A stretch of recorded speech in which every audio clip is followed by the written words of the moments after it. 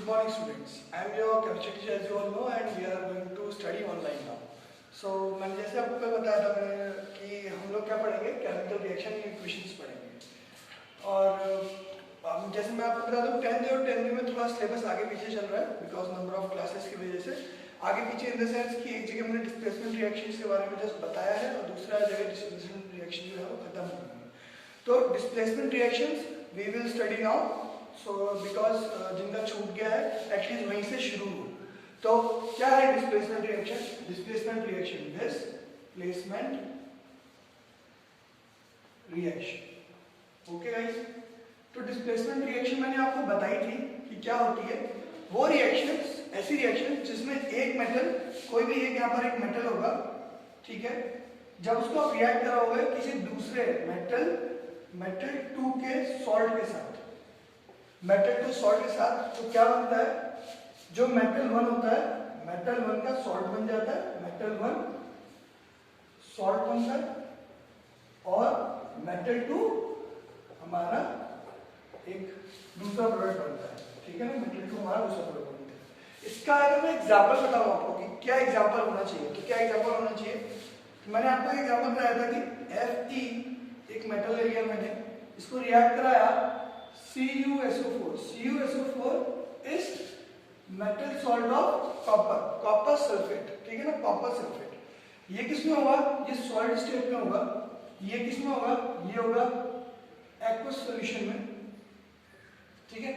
जब ये दोनों रिएक्ट करेंगे तो क्या होगा? ये Fe जो है इस Cu को हटा देगा। क्या बनेगा यहाँ पर?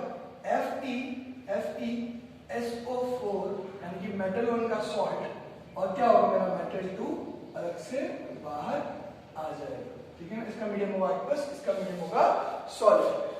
तो दिख रहा है आपको इस रिएक्शन में समझ में आ रहा होगा कि क्या हुआ कि आयरन ने कॉपर को रिप्लेस कर दिया इसके सॉल्ट में और कॉपर अलग बाहर आ गया। अब समझना क्या है कि आयरन ने कॉपर को रिप्लेस क्यों किया, इसके पीछे एक रीजन है।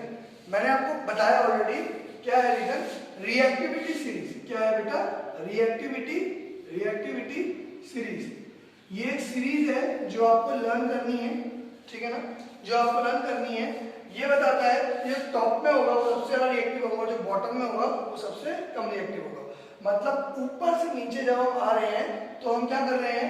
रिएक्टिविटी को डिक्रीज करते जा रहे हैं। For example, if there a bottom element is there and upper element is here, that means you have taken the metal 1 as bottom element and metal salt as upper element, then the reaction will not proceed.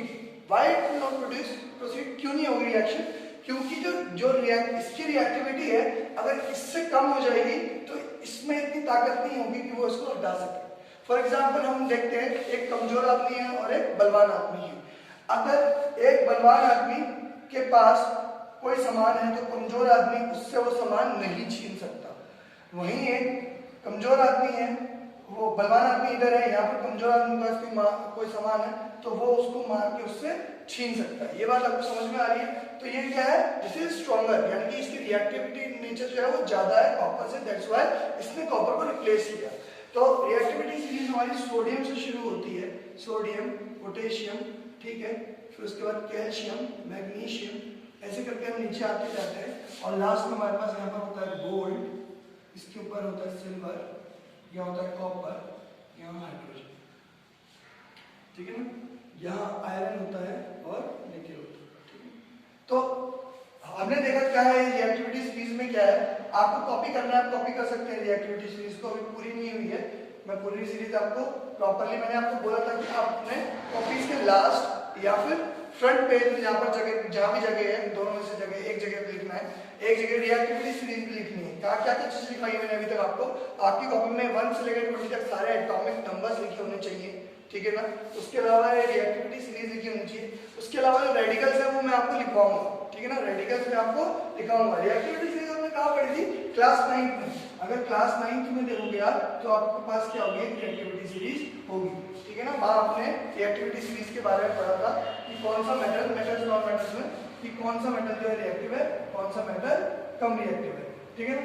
तो ये वाली reaction से हमें समझ में आ रहा है कि जो भी जब भी कोई एक एलिमेंट दूसरे एलिमेंट को रिप्लेस करेगा तो वो क्या होगा, ये डिस्प्लेसमेंट रिएक्शन कराएगी। अब डिस्प्लेसमेंट रिएक्शन के अलावा और कौन सी रिएक्शन है, इसके अलावा क्या हो सकता है जो नहीं होगी, जैसे मान लो कि मैं कॉपर को लेता हूँ और वाटर के साथ रिएक्ट कराने की कोशिश करता हूँ, ठीक है ना, कॉपर को लेता हूँ और वाटर के साथ रिएक्ट करने की कोशिश करता हूँ, क्या होगा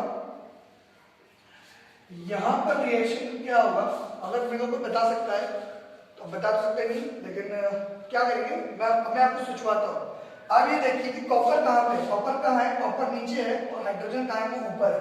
तो क्या कॉपर ज्यादा ताकतवर है? नहीं। क्या कॉपर ज्यादा ताकतवर है? नहीं। अगर कॉपर ज्यादा ताकतवर नहीं है, कॉपर की रिएक्टिविटी ज्यादा नहीं है, तो वो हाइड्रोजन को कभी रिप्लेस नहीं कर पाएगा। तो यहाँ पर ये वाली जो इक्वेशन है ये फॉरवर्ड डायरेक्शन में प्रोसीड नहीं करेगी, कोई रिएक्शन नहीं होगी, ये यही का यही रहेगा, ठीक है ना, ये यहाँ पर कोई चेंज नहीं आएगा। क्यों नहीं आया आपको समझ में आ गया होगा कि कॉपर ऊपर है और हाइड्रोजन कहाँ है, नीचे है, वो सॉरी कॉपर नीचे है और हाइड्रोजन ऊपर है, ठीक है ना। तो ये जो रिएक्शंस है, ये वाली रिएक्शन है, ये रिएक्शंस हमें कहाँ काम आती है, ये काम कहाँ आती है, metallurgy is a part of chemistry. क्या है? Metallurgy, metallurgy is a part of chemistry, ठीक है ना, ये केमिस्ट्री का पार्ट है मेटलर्जी। इसमें क्या होता है, मेटलर्जी में, मेटलर्जी जो है वो बताती है कि हमें कि प्योर सब्सटेंस यानी कि प्योर मेटल्स हमें कहाँ से मिलेंगे। फॉर एग्जांपल कहाँ से मिलते हैं प्योर मेटल्स? ओर्स से मिलते हैं। कहाँ से मिलते हैं? ओर्स से मिलते हैं। ओर्स क्या होते हैं? जो रॉ फॉर्म ऑफ कोई भी हमारे पास हमारा कोई भी मिनरल होता है उसे ओर कहा जाता है। फॉर एग्जांपल जैसे आपको कोल निकालना होता है, कोल कहाँ से निकलता है? कोल के जो ओर्स होते हैं उसका नाम होता है बॉक्साइट, पीट, एंथ्रासाइट, ये आपने शायद सोशल स्टडीज में पढ़ा होगा, ठीक है ना। तो ये सब ओर्स क्या होते हैं, या सल्फाइड ओर हो सकते हैं, जैसे ये CuSO4 sulphide ore, this is a sulphide ore of copper. तो हमें कॉपर कैसे मिलता है? इस फॉर्म में मिलता है। हम क्या करते हैं, इसको पानी में डाल देते हैं तो क्या होगा, एक इसका सॉल्यूशन बन जाएगा, कॉपर सल्फेट का सॉल्यूशन बन जाएगा। उसके बाद हम क्या करते हैं, इसमें आयरन डालते हैं। आयरन डालेंगे तो कॉपर सल्फेट आयरन के साथ सॉल्यूशन बना के क्या करेगा, FeSO4 बनेगा और कॉपर हमारे पास सॉलिड अलग से बाहर आएगा। दैट मीन्स हमको एक क्या मिल गया, हमारे पास एक क्या मिला यहाँ पर, ये हमारा प्योर मेटल मिला। क्या मिला हमें? प्योर मेटल, प्योर मेटल मिला। अगर जब हमने इसकी रिएक्शन करवाई थी हमें क्या मिला? प्योर मेटल मिला। तो मेटलर्जी जो ब्रांच है वो यही बताती है कि कैसे हमें प्योर सब्सटेंस मिल सकता है। तो ये रिएक्शन करा के हमें प्योर सब्सटेंस मिल सकता है। और मेटलर्जी का फायदा क्या है? मेटलर्जी का ये फायदा है, मेटलर्जी का ये फायदा है आपका, मतलब इसमें मेटलर्जी को क्या फायदा है, इस मेटलर्जी को ये फायदा है कि हमको ये पता चलता रहेगा कि कौन सा हमारा जो है मोस्ट प्रॉफिटेबल या लो कॉस्ट प्रोसेस है जिससे हम क्या कर सकते हैं, ये प्योर सब्सटेंस निकाल सकते हैं। तो इतनी बात समझ में आती है कि ये रिएक्शंस कहाँ यूज होती हैं और हमें कैसे पता चलेगा कि कौन सा सब्सटेंस रिएक्ट करेगा, कौन सा नहीं करेगा, कैसे पता चल रहा है, इस रिएक्टिविटी सीरीज से पता चल रहा है। तो ये क्या है, this is a displacement reaction.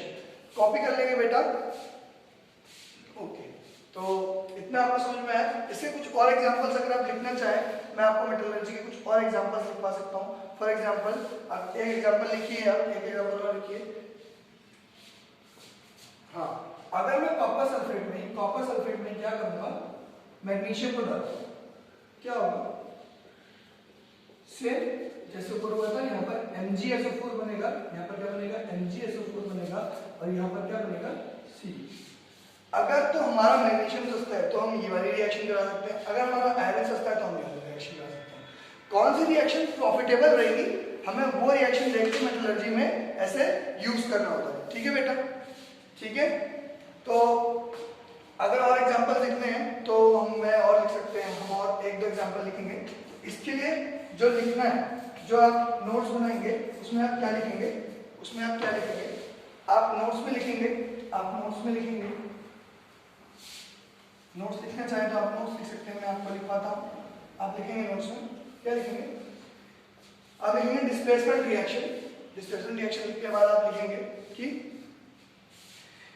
any reaction in which one metal replaces another metal from its salt being more reactive and forms its metal salt and replaces the metal from the salt. This reaction in which one metal displaces another metal is known as displacement reaction.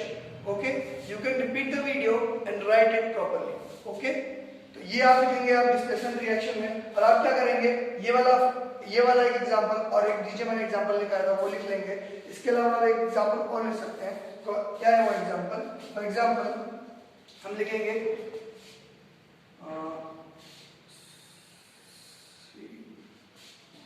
CuCl2 plus, अगर मैं इसकी reaction किससे कराऊं, lead से करा रहा हूं, lead से. ठीक है ना, लेड से कराऊं तो क्या होगा, क्योंकि लेड क्या है, लेड यहाँ ऊपर आता है, यहाँ लेड ऊपर आता है, तो क्या होगा, लेड यहाँ ऊपर आता है. ये मेरे को क्यों पता है, क्योंकि मेरे को रिएक्टिविटी सीरीज याद है. अगर आपको भी रिएक्टिविटी सीरीज याद होगी तो आपको पता होगा कि लेड कहाँ आता है, ऊपर आता है. तो लेड अगर कॉपर से ऊपर आता है तो ये यहाँ पर फिर से रिप्लेस करेगा. तो यहाँ क्या बनेगा बेटा, यहाँ बनेगा PCl2 प्लस Cu सॉलिड. ठीक है ना बेटा, ये एक्वस, ये सॉलिड और ये एक्वस. ओके, ये आप और एक एग्जांपल है डिस्प्लेसमेंट रिएक्शन का, ये लिखेंगे. ओके.